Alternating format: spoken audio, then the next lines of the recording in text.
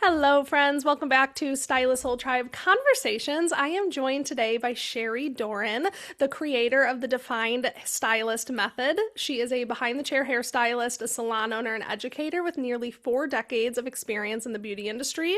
She teaches stylists to redefine their own version of success, reconnect with who they are, and create careers that truly support their lives. Cheri, thank you so much for joining me today. I'm so excited to have you on and get to know you a little bit more. I'm so excited that you asked me to be on. Oh, amazing. So I send out messages to my followers on Instagram somewhat frequently. It's kind of a new part of my marketing strategy, honestly. So when I get new followers, I message my old followers. When people engage in my content, I just say like, hey, how's business going? How's life going? It's really a great way for me to get feedback that I can use for content. Obviously, sometimes that leads to coaching clients, and sometimes it leads me to where we're at today. So I messaged Cheri, and she was telling me about her business that she has created and how now she is helping other stylists. And I was like, well, I would love to get to know you a little bit more and have you on the podcast. And she sent me this big long paragraph about how passionate she was about helping stylists. And she's like, Lisa, I need to warn you, I'm passionate about this. I can go on and on and on. I'm like, well, then that is a perfect fit for the podcast. So let's talk. Cheri, introduce yourself, unpack, tell me a little bit about your story, when you got into the industry. I have a couple notes of talking about burnout, emotional and physical exhaustion, financial insecurity. I'd love to hear how that was woven into your story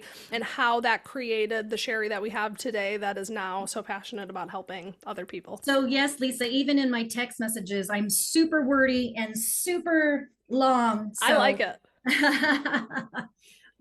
so I went to beauty school when I was 16, when I was Okay. still in high school.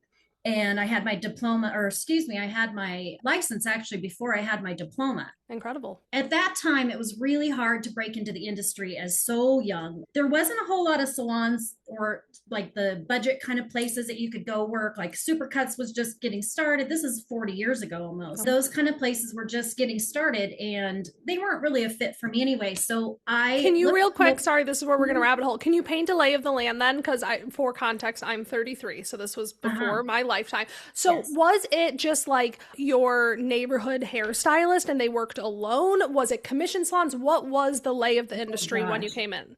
So I'm actually originally from LA. So this was in Los Angeles County. Okay. And so it's a big area. Yeah, and And you'd have to assume they're like up yeah. and coming with the direction Mhm. that things are You, going. Yeah. yeah, so it's at the forefront of everything. But yes, there were commission salons, but it was mostly mom and pop type Okay. places.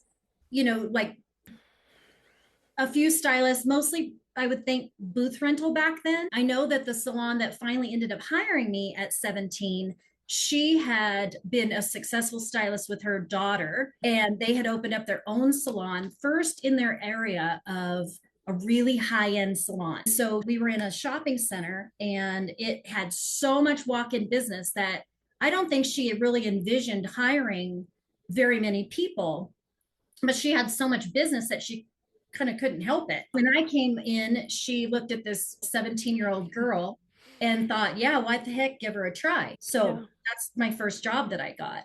The thing about that salon was she hadn't ever really envisioned herself as a boss. And so her way of being a boss was being very controlling. And the girls did range from ages 17 to maybe 25. So she probably did have to keep kind of a tighter hand on us, but it became very, oh gosh, what would be the word I would say? Just very controlling and Dysfunctional, very maybe. dysfunctional, Yeah. very toxic. Okay. She I call that salon when I teach, I call it the morgue, and it's where my Mm. personality went to die. I've always been the very kind of extra, Yeah. very confident person, and there she looked down on that, and Oh. it was really hard. And she actually thought that being snobby was being professional. Well, I'm not snobby, so it was a very hard fit for me. But being so young, I went with it because I really truly felt I couldn't go anywhere else.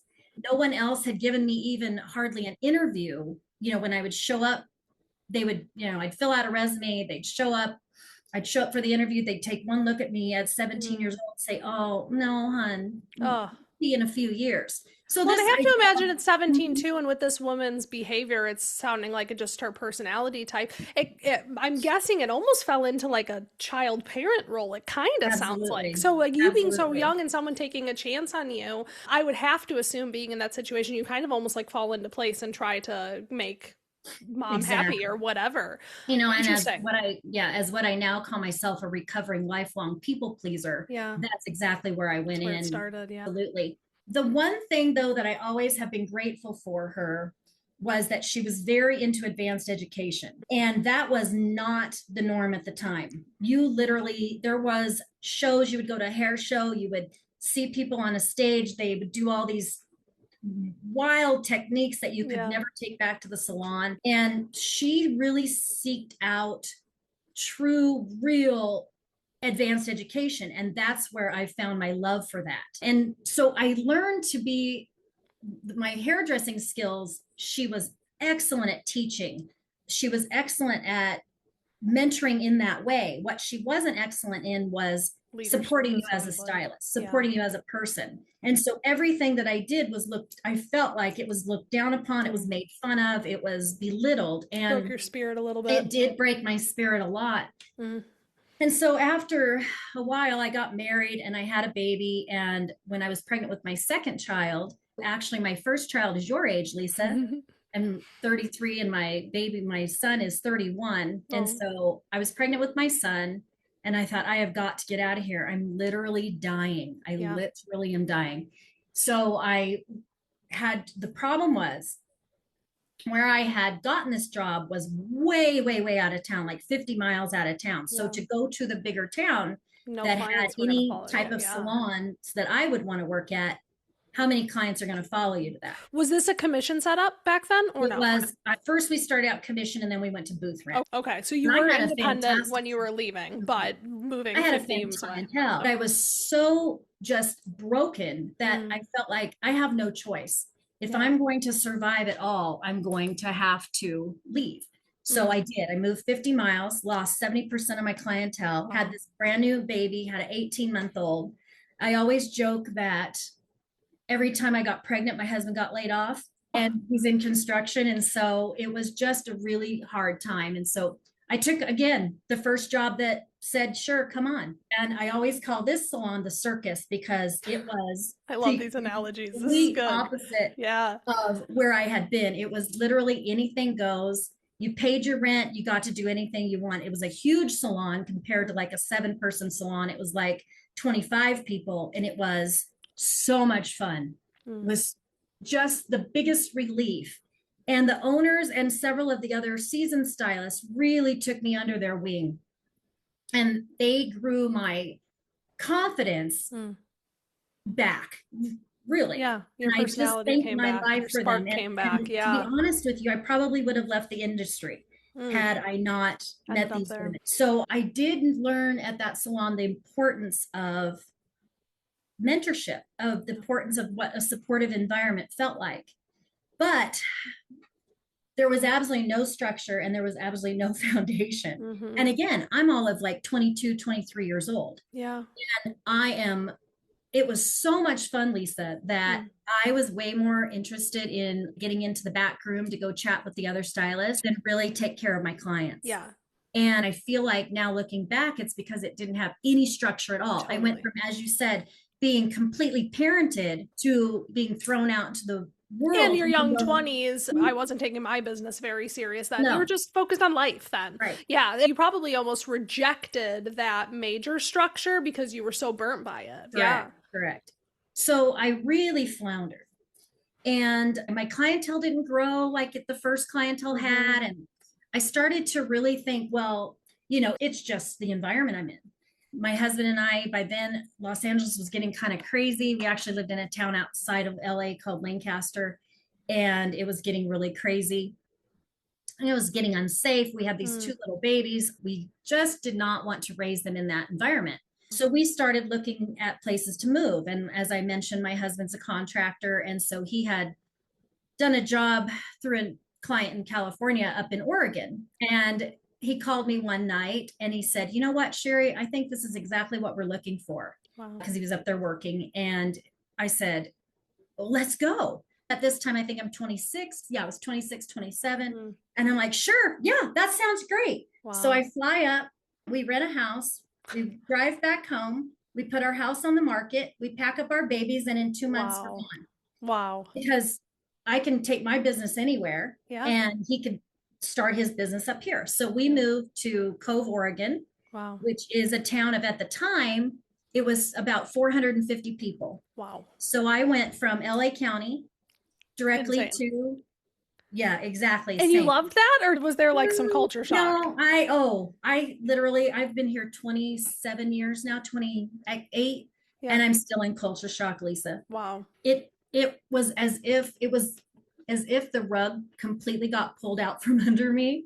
I bet. But I wanted something different so bad that I thought, you know what, I'm going to make this You work. ran to the furthest different thing that you could find. Yeah. And then Absolutely. at that age, I don't know if you were anything like me. I'd be like, well, I'm not going back now. I'm not going to go back with my tail between my legs. I'm going to make this Oh, work. you Yeah. have no idea. Everybody in California was like, oh, you'll be back. You'll be back. And I thought, oh, really? Hold my Watch. beer and watch this shit. I am not coming back. Love. So I am determined Love it. to make it. So I move up here to this literally town that is kind of back in time. And I try to get another job, get my license, try to go to the salons. I was going to say, was there salons in this tiny town? Not in my tiny little town. Okay. It's kind of a village outside of a larger town, but even the larger town only has about 20,000 people. Wow. In my county, the entire population is like 25,000 people. Okay. And so we have like the bigger town, and then we have like little satellite like towns. I always call villages. I'm in central Illinois, and it's a Similar layout yeah, to what you're yeah. describing. Yes. So coming from like the LA area where everything's just urban sprawl, Totally. to me, this was just like literally nothing out in the middle of nowhere. Yeah. So I go into the larger town, and I again, I interview, I look at different salons. Once again, it's like nobody wants me. Mm. None of these places I feel like they're going to be a fit for me. So through many things that just kind of fell together, and obviously needed to have, or divine intervention, whatever you want to say, I was offered a storefront, the Okay. empty storefront that had been empty for years and years and years, and to open a beauty parlor. Wow. That's how back. And you knew nobody in the town? I knew just like maybe 5 to 10 people, Wow. including the owner of the storefront. So again, being young, naive, and sure, what the hell kind of mentality, not really knowing I loved hair, Mm-hmm. but not really knowing what to do in life. And like, if nobody's going to hire me, something's got to happen. 28 years old. And being such a people pleaser, and being such a, always looking outside for validation, I took all of this personally. When I was 17, I took that personally, that I couldn't get a job. Not that it was that I was 17 and fresh out of beauty school. It was something that was wrong with me. Totally. I go to the circus salon and my clientele doesn't grow. Again, oh, it's out here. It's not, what am I doing? It was always like either outside of myself was the issue. It's like a defense mechanism. That I took it very personally, that I wasn't successful, except I never looked at myself hard enough to say, but why isn't this working? Because I had grown to pretty successful, one very successful clientele. And I was on the way in the circus salon to growing another successful clientele, but it just felt so uneven and so like the rug was always being pulled out from under me. And I was so insecure all the time.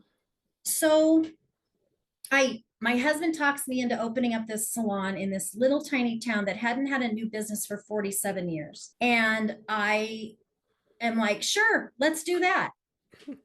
I'm such a little dichotomy, right? Like, oh, I have no security in myself, but then I have all this like chutzpah. Sure, let's do that. Yeah. So I do. And we have no money. So I borrowed $3,000 from my dad and put the rest on a credit card. Wow. And I opened up my salon. You at least had a contractor. I'm sure that helped. I did have a contractor. That was the one thing. Yeah. So then what year was it that that salon opened, that That was beauty in parlor opened? 1998. Okay. And are you still working in that same Yes, I am. Yes, I same am. Same storefront? location. Yes. Okay. So, Thank you for painting that picture. So now I would love to know from 1998 to who you are today. Where did the burnout come in? I'd love to hear some of the like hindsight being 2020 mistakes. Just yeah, your perspective from that. okay. So when I did open up the salon, I brought, my Southern California wardrobe, my look, Yeah. everything. And they literally had never seen anything quite like me. I showed up in all dressed head to toe Were black. they drawn to it or did they reject it? I think yes, they were drawn to it. I believe that yes, they were drawn to me because for one, I think I was quite the novelty. For Yeah. one, to just have somebody new in town that had Yeah. opened up this business. The other that I was from Southern California. The perception was that I was high end, Yeah, and just that's where all the trends start. We got to go to this absolutely. lady who knows Mhm. all the trends. Exactly. They wrote an article about me, in the county. They wrote Yeah. an article about my salon. That's what news it was. Wow. And so I have never seen so many people pile into a place in my life. It was Wow. unbelievable. Incredible. I was booked solid for several months, Whoa. the first few months. I Wow. always tell the story that I had when I bought product to open the salon, I had ordered $500 in color, Mm-hmm. and I thought, you know what, I better get some perms. Mm-hmm. So I got 6 boxes of perm. Yeah. By the first month, I was ordering perms by the case, Wow. and I had $495 still left of hair color. Was there other This stylists was or was it just you? literally like, oh no, just me. Just Wow. literally like going back in time. Perm Central. Perm Central. Perm And this Central is Station. 1998. That's what So you got to call this salon. we were kind of 10 years or so out of that in Yeah. California. But here, I had to get my beauty school book back out to learn how to Wow. like kind of remind myself how to do shampoo and sets because Wow. I immediately had 10 weekly little grandma ladies who were coming in on Thursday and Friday mornings. Incredible. It was I was meeting hundreds of people in a week because people would just Incredible. come in to say hi. Yeah. Who are you? Shake my hand. I'm so glad you're here. Wow. It was unbelievable the attention I got. And it was really sad, like really like, oh my God, my ego just Totally. I bet. exploded. Yeah. It was great, but it was it was so I don't even know. It was like disconcerting how much attention I was I getting. bet. Yeah. Well, and like you So, said, coming mhm, into this being so deeply insecure and so wounded in all those yes, different directions, then you pour this gasoline on that yes, fire. That has to be yes, an interesting yes, psyche yes, for sure. You formulation really, happening mhm, inside. you Interesting. nailed it. Okay. Yeah, you absolutely nailed it. So those first few years were literally a blur. And Yeah. because was so insecure, I I took everybody. It didn't Mm-hmm. matter if they were a fit or not, if I Yeah. liked doing like the shampoo and sets, like the perms. It didn't matter if I liked doing the work or not, or even liked the client, or we were even a connection. I still took them. And Yeah. I took them and I took them and I started working more and more Mm. and more. And there was a point in time where I was working over 60 hours a week. Nonstop. Yeah. It was nonstop. And I had Mm. 2 little kids. My Yeah. husband was building his business, which I Mm-hmm. was helping with. Mm-hmm. It was just crazy. But what I realized in that first few years was the impact I started having on people. I guess Mm-hmm. the impact I started realizing that I had on people. I had this woman who came into my salon, and I never had that kind of, this is the kind of hairstylist I want to be. This Yeah. is the kind of brand I want to be. We didn't think about that kind of Yeah. thing, Lisa. We just did hair. If it was all about having butts in the chair. Yeah. You've heard that too, I'm sure. In like a one-stop shop, the more services we can give them, the better. The more people we Exactly. can serve, the better. Where Yeah. obviously it's a very different kind Yeah. of landscape now. Yeah. But I feel like even when I started, that was more so Oh, I the think so. Yeah. approach. But just now are we starting to have the conversation where it's not healthy? I used to say that the ugliest thing you could ever see was a hairdresser eating. lunch because Wow. we're literally just like shoving it in our mouths. And I used to take pride in the fact that I didn't pee all day and take a lunch all day and never take a break and was double booked all day long. And now we wonder why we're all burned out. Well, that's why. And that was the culture that I grew up in as a hairstylist. Can I ask you, when do you think the ego trip started to shift and the burnout started to set in? I'm wondering what year, because you can probably ride that high for a while. What year would you say you started to feel that, or was it a span of time, or like when do you think that started to shift? I can tell you exactly when it was. Okay. It was 12 years in. Okay. I worked that way for 12 years. And when I was 40 and I got so sick with pneumonia that I ended up in the hospital for a week. And I realized then that I can't keep doing this. And I'll tell you what, Lisa, one of the things that I have really looked back on in this time was coming out of such an insecure place, coming from such a people pleaser place, that being loved like that, being wanted like that, being where people couldn't live without you. It fed my ego so much and it became my identity. It was a thrill, yeah. That it was a thrill. And then I hit physical burnout, like not mental so much, but absolute physical burnout. And I always used to joke how my life was on a hamster wheel.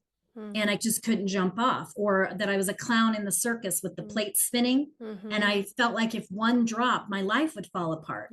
And ending up in the hospital with pneumonia, those are all the plates dropped. The hamster wheel completely stopped. And I thought, Cheri, you just cannot keep this up. But I had this thriving business and I was making so much money. These people, I fell in love with them. They fell in love with me. But it was grind and hustle and never being able to breathe. And it took, that extreme toll on me. Yeah. And it sounds like you really resonated with that identity for a while. And then when you got sick, it was like, fun. Oh, this seems fun and this seems cool. But and it reminds me of like when COVID happened, or when people go on maternity leave and then you have this backlog of people. I mean, ending up in the hospital, you probably had people like, when are you? I mean, obviously we want you to get better, but also like, can you get me in? And I think most hairstylists who get to that point of complete, like what you think the goal is, being so booked and busy, has that moment where it's like, this isn't as cool as I thought it once would be. So how did you start to make that shift?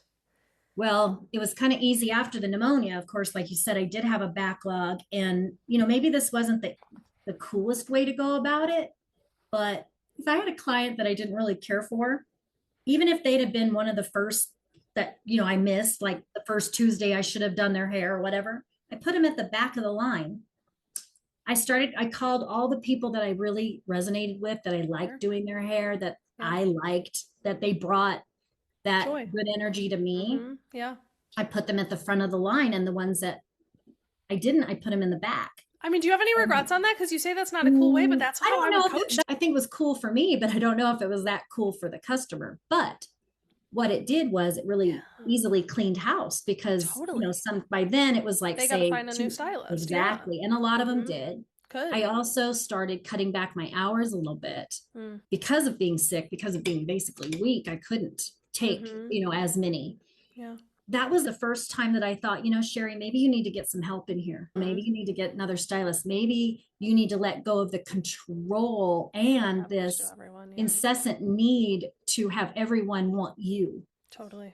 And so that was the first time that I thought, you know what, I think I'm going to hire someone. And then another kind of life-changing event happened not too long after that. So I'd cleaned house pretty good and I was much better. It was a lot more balanced, but those old kind of,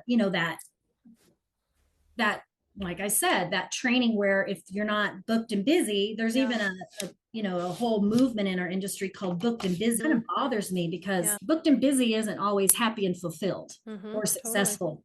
Totally. Anyway, my dad got diagnosed with a brain tumor. And so I called all my clients because I had to rush them over to Portland to OHSU. And I had a few clients that said to me, well, when can you get me in?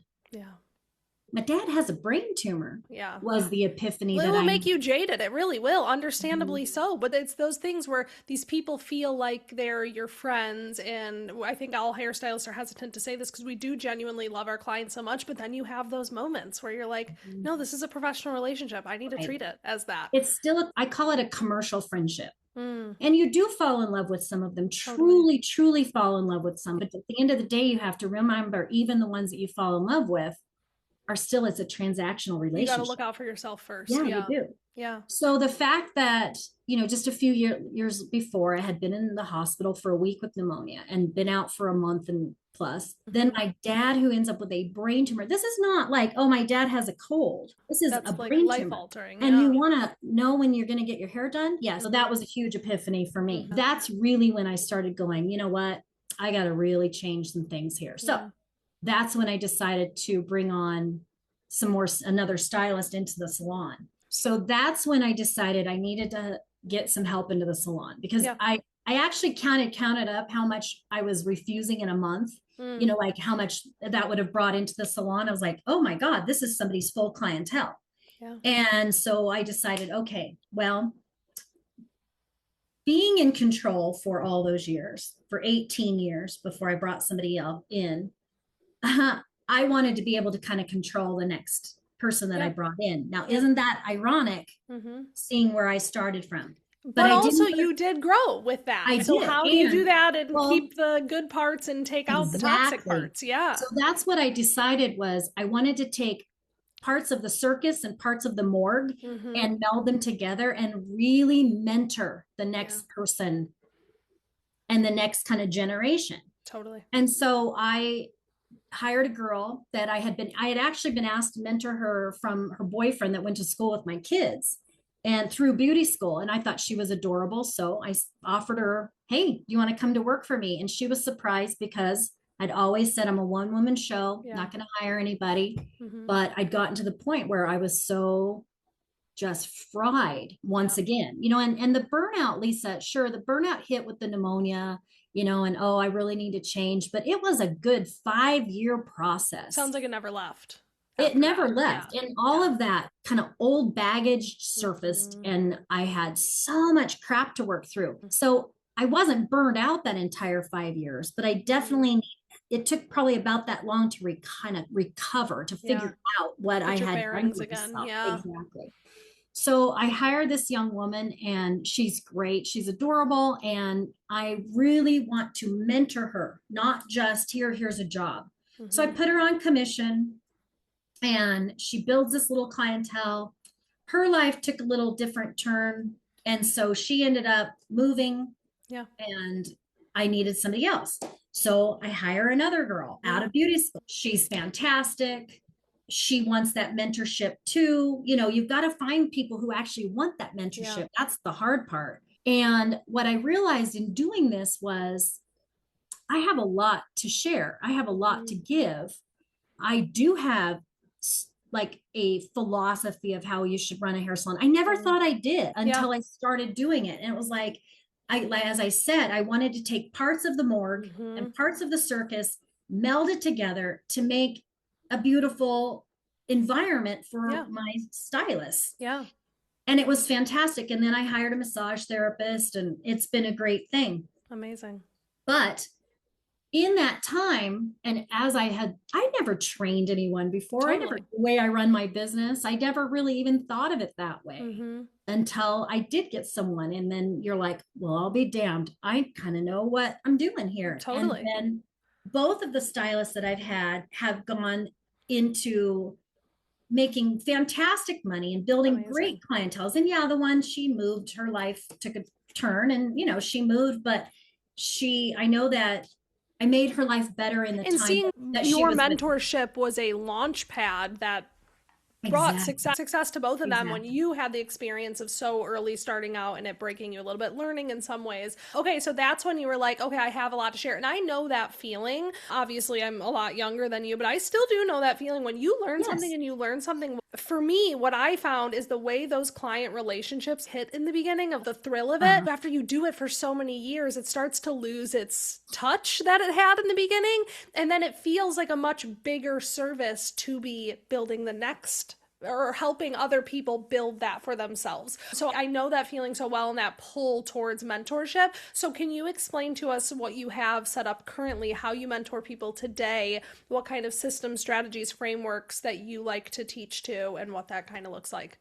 Here's what I feel like is really lacking in our industry. The seasoned hair stylist. Yeah. I think that your generation, you have kind of grown up with that job shadowing, that mentorship, and that Totally. looking toward. We didn't. And Yeah. so a lot of my generation, I feel, without throwing us under the bus, I Yeah. think we gatekeep a little bit. I think we aren't as open to sharing the strategies. There's some We'll just say, scarcity hey, for sure. we had to pay our dues. You have to Yep. pay yours. You know what, Lisa? I don't want my girls to have to pay my Yeah. stylist, whether they're girls or guys or Totally. whatever. I don't want them to have to pay their dues. Why should they have to go through hell and all of the insecurity and all the things that I did? Why couldn't I elevate them from that level and take them and launch Yeah. them to another level so that they can again bring our industry up from that? Because then imagine 4 more generations from now how beautiful of a space it's going to be How when we can beautiful just would see that how much be? it's grown. So I think that then that's the thing. I feel like a lot of seasoned stylists,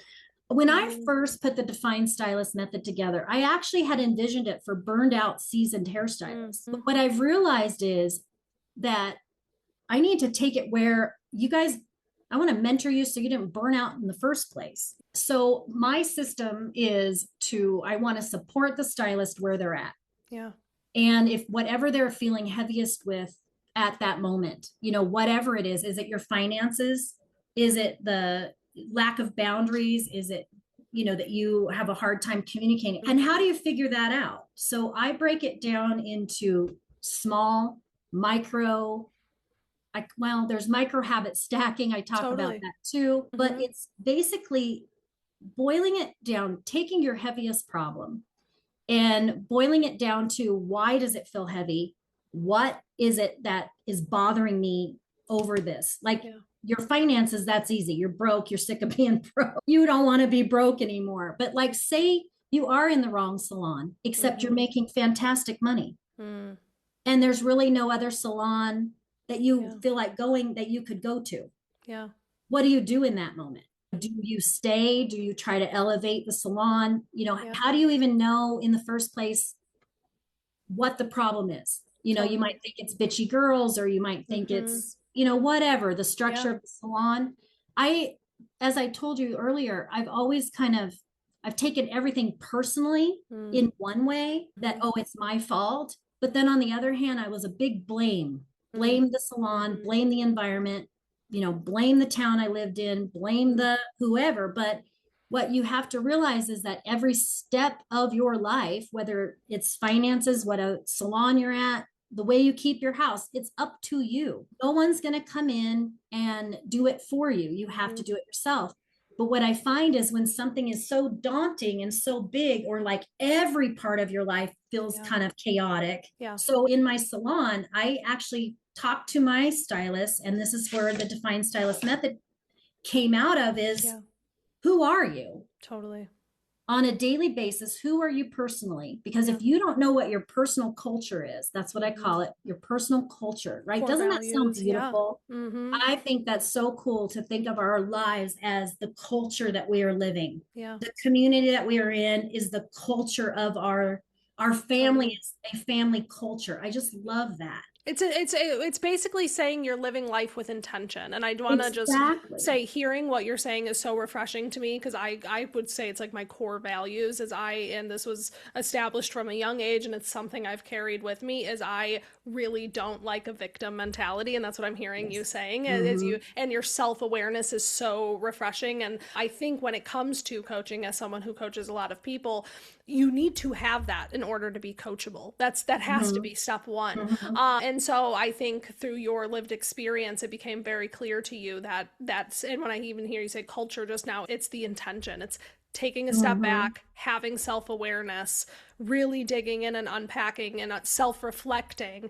And then once you've sorted all of that out, now we can lead from a place with intention and choose what we build and what we grow Right. now. So I love the personal culture. I wanted to chime in on that because I was really resonating with Yeah, what I you were think saying. so. And so, having that personal, I'm telling you, Lisa, I don't think most people really figure out who they are. I'm now 55 years old.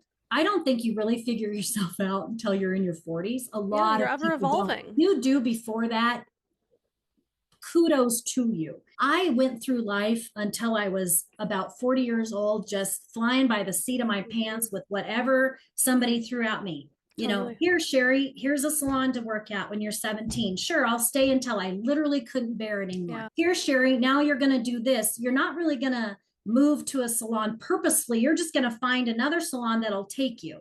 Just And kind of again, reacting to you're what just life throws react. you. Okay, Yeah. LA is getting dangerous. Well, let's move to, Yeah. Oregon. Let's buy the, put a salon in this place because somebody offered it to me. I never really like consciously thought like, hey, this is how I want to live. And I think a lot of us go through life that way. Yeah. And then you get into your 40s or your 50s and you're like, well, this isn't the life I ordered. This isn't what I had envisioned myself doing. But then you're in that hamster wheel, you're spinning those plates, whatever it is that you do, that, your analogy that you use. Yeah. And then you're old and dead and gone. You know what I mean? And that's not Totally. what life is supposed to be like. And have regrets. And so I agree. I think when Exactly. you can catch that and notice that, and that's why I'm such a huge fan of mentorship. And I was blessed, and I think it's the time that I was alive and raised. Mentorship from a Yes. very early age is a really big part of my Yeah. story. And I agree. I think that it just changes the game so much. And I do think that that was lacking for a long time, or there was a very unhealthy relationships and mentorship Right. spaces where I think Right. we've evolved a long way. But honestly, who knows? Hindsight is always 2020. Years Sure. and years from now, we're probably going to look back at Yeah. this, and as humans, we just kind of evolve and get better. But I relate heavily to that, and I understand your desire because you have a lot of hindsight and a lot of wisdom to share. So I love that you're feeling called to do that and you're showing up so consistently doing that.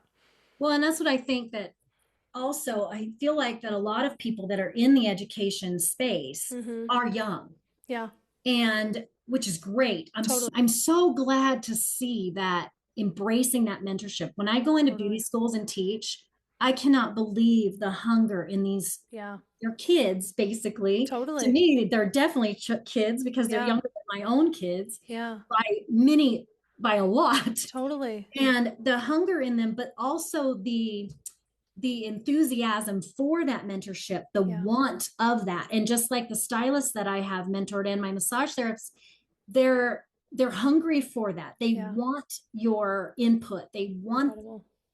to hear that. Where I Yep. think my generation, we really kind of butted about against that. If somebody was trying to help you, they maybe went about it in such a harsh way that you didn't even realize that that is what they were doing. But Totally. does that make sense of what I'm Yeah, yeah. So you want to take that experience and kind of grow and learn from there. Mhm. So if somebody is listening and they want to check you out, where can people find you, and what's kind of like your favorite corner of the industry when it comes to mentorship? Like, who exactly do you really love helping, and then how can they find you if they're listening to this? I love helping the Defined Stylist Method. I have my website, thedefinedstylistmethod.com. I'm on Instagram. I do YouTube videos. I talk a lot about burnout. I tell a lot of stories. I'm a big storyteller. I think that a lot of times when you tell a story about your own life, it helps to resonate, or to help kind of anchor that to someone's life. They're like, oh, I can relate to that. Oh, I felt like that, and I think on my YouTube, especially, I can be kind of vulnerable. And I think that that's impactful. But what I really want to do is I want to help people not hit burnout in the beginning, but the ones that are burned out, I want to help lift you out of that. I've Yeah. lifted myself out of it to a fulfilling life. I talk about just recently, last year was very crazy. I was redoing my program and I was launching a workshop for just specifically for beauty schools. I had a lot going on in my personal life, a lot going on just with the salon, everything. And I hit that wall again. But this time when I hit that burnout, like, oh my God, I am You overwhelmed. can I am recognize starting it. to break Yeah. down. I stopped and I recognized it and I gave myself grace. I cut out some things and I still was able to get all of my things done and Totally. I didn't burn out. So I really real time tested it in my own life. And what I teach, I know is impactful because I had it, I wasn't even trying to live the Defined Stylist Method way, but yet I did. And I didn't crash. As I said, I'm 55 years old and I'm just getting all of this figured out. And if I can help anyone, at any age, but if I can help someone younger never hit that into to begin with, that's my biggest goal. And that's my I guess my mission of this whole thing that I've taken on, the Defined Stylist Method, my mentoring in my own salon, going to beauty schools and teaching them from, right out of the gate, is that I never want people to feel like I felt. And I want them to feel like I feel now. Totally. And I want to have them at that elevated level. I want them to be, I imagine life as a spiral staircase. And you make these concept, what is it? The circle that goes up the spiral staircase, and you end up back at the starting place, right? But you're a floor higher and you're a floor higher. Yeah. I don't want you guys, I don't want anyone that I teach to have ever be in the basement. I want to elevate you where you're at least at the ground floor, if not higher than that. Totally. So that you can have that level of success, that personal foundation, that level of success that you are craving, whatever that looks like for you. I think that the beauty industry, we really stress this 6-figure lifestyle, or this, having the most perfect salon with this perfect build out, or going out on your own. Don't work commission after you've been a few years, whatever it is. Whatever narratives, but that's not everybody's idea of success. Totally. So they need to figure out who they are. And the younger you do that, the better you're going to live, right? The better you're going to be in the long run. So that's my mission, and that's my passion. That's my love. I told you I can go on and on and on. I have such a heart for our industry. We are in the most amazing industry, I think. I'm even burning out all the things I have been through. I still think it is the best decision I ever made. When I was 12 years old, walking into the guidance counselor's office at the high school from my junior high and saying, I hear you can go to beauty school for free during high school. Can I sign up? And he's like, well, you need to wait till you're 16, Cheri, but you betcha. And so I think it's the best decision I ever made. And it saddens me when people go to beauty school or they do hair for a few years and they have such a love for the craft, but they can't handle the other part. And they burn out, and then they go, and they go be a bank teller, I know. It's just I could not relate more, and I can tell it is oozing out of you, and so it is such a pleasure and an honor to get to hear you speak, and you're an excellent storyteller, so thank you so much for telling those stories. And like I said, this podcast, I love to put it out and obviously help the industry, because I'm also equally obsessed with the industry. Like, if you actually look at all the options that are out there, almost none has as much upside and opportunity with such little stakes to enter. So I could not agree more. And I use this podcast kind of selfishly, as I said this before we hit record, as a way to just connect and get to know people. And it's stories like these. Like, we could not have had this conversation in Instagram DMs. And I love just kind of collecting internet friends as I go and hearing different experiences. And I just want to say thank you for sharing your heart and kind of opening up and sharing everything with us. I know I've learned a lot. I'm feeling incredibly inspired, and I'm sure that everybody listening is feeling the same way as well. Thank you so much. That's very nice to hear. I mean it. Thank you. Yeah, so I will put all of Cheri's information in the show notes, all of her links to everything. I definitely want to check out your YouTube, because I have not stalked that yet, but I love that you're showing up there, and when you say vulnerable, that always makes my ears perk up. I want to hear what's happening over there. That's amazing.